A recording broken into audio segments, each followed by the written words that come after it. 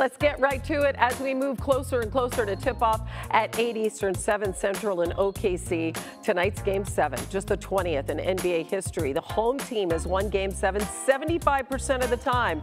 But that team that forced Game 7, like the Pacers did with the decisive win at home, well, they've gone on to win the final game of the series 90% of the time. And a guy who knows that really well is 2016 NBA champ with the Cavs, Richard Jefferson, on the call tonight with Mike Breen and Doris Burke. Man, your team went on the road for that Game 7. They beat Golden State after overcoming a 3-1 series deficit.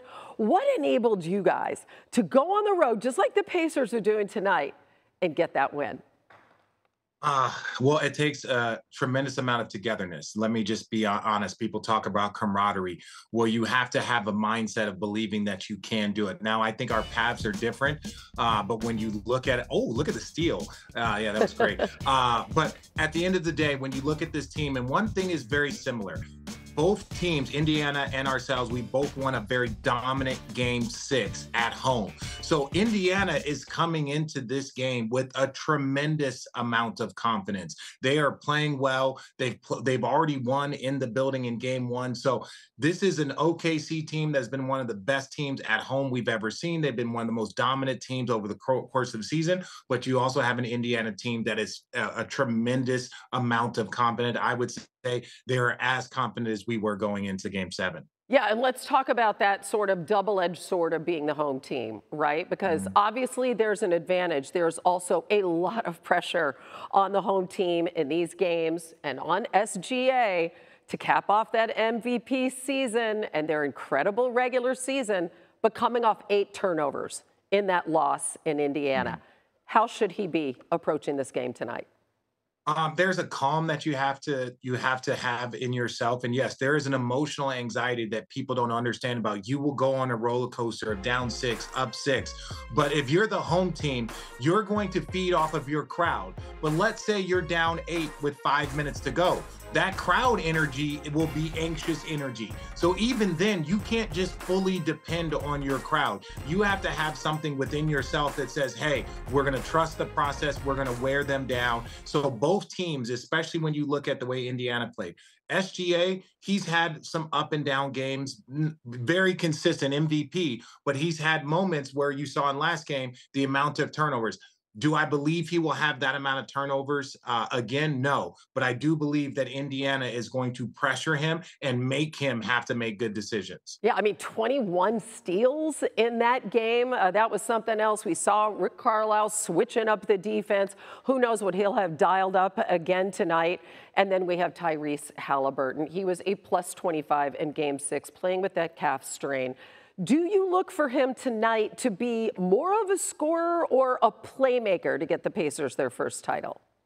Well, I think that's the balance that he's been. We've seen the numbers when he scores 20 points and has 10 assists. We've seen those numbers, and his team is almost unbeatable. So you would think, in my opinion, you would go and score. And then as the game progresses and the defense starts to pull in on you, that's when you're able to find those passes. But they've got a 3-headed monster at point guard. You look at Nembhard, you look at TJ McConnell, who's had one of the best finals off the bench that we have seen in recent history. So when you look at the collection of point guards that they have, you have to believe that they're going to be able to use Tyrese. They might use TJ McConnell. They'll have them on the court at the same time, something you didn't see early in the series. And you got to give credit to Rick Carlisle for figuring out things that make it work. Yeah, it could become just the 4th coach in NBA history to win a title with 2 different franchises. I just want to offer our congratulations to you, Richard. I mean, it's pretty cool. You're calling an NBA Finals and you're calling a Game 7 tonight. So our hats off to you as well, my friend.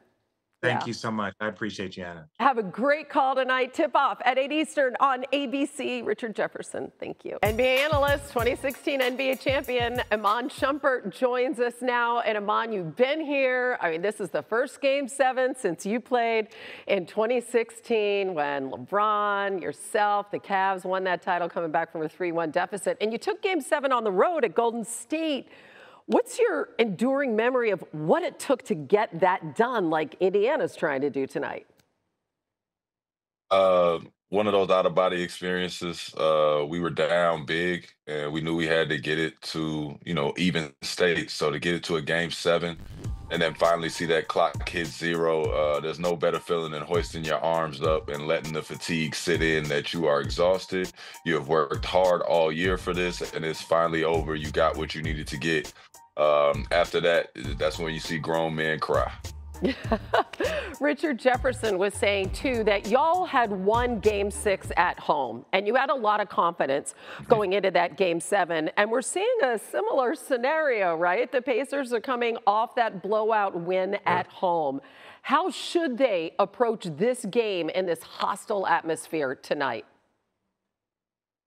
The same way they have every game. I think the Pacers come with a scrappy attitude. They play for 48 minutes. They call them a 48-minute team. They're guys that won't stop. They're relentless. And you have to play like a desperate man if you want to win a game seven. Game seven is where guys are going to go a little harder, guys that you normally don't see fall on the floor for a loose ball. Everything counts in these games. Everything counts. As far as you're talking about possessions, you're talking about turnovers, I expect to see people take care of the ball more. You expect to see people exhaust the dribble and make sure they get a good shot. This one's for all the marbles, so it's an exciting time. I know the Pacers were not expected to be there. The Thunder certainly were. A lot of pressure, a lot of expectations, and you hear them kind of talking down a little bit. Oh, we just need to be ourselves tonight. What are your thoughts about their approach tonight in this winner-take-all Game 7? I was actually pleased to see a lot of the Thunder's media releases to hear that they weren't doing the whole it's another game, stay calm and treat it like any other game. I think that they've raised the stakes in their mind, and I like their approach coming into the game. But as far as defending home floor, I think they're going to be happy. They're going to be comfortable back at home. If they do win it, it's in front of their fans that have supported them all year. I think it's a perfect scenario for them. I think Jalen Williams is coming off of a game where he feels like he should have been better. Shea as well, better with the ball. And I think that they want that chance to redeem themselves. They're looking into going into this offseason with a smile. As Shea was saying, he wants to be happy, not sad. Yeah, and if they go into this offseason off a loss, woof, that makes next season very, very interesting with all the expectations for this team. Winningest team in the NBA. They won so many more games this season than Indiana did, 18 more. Who do you think wins tonight? Hmm. If it goes to a close game, I'm gotta go with Indiana. I've never seen a team stay within range and striking distance so long and been so good down the stretch. But something tells me that, being at home is magical, and OKC hoists up the trophy tonight.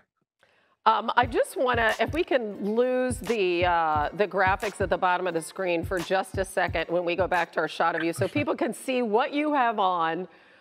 Jim Carrey, the mask. I know you're wearing this for a reason. Why is that, Iman?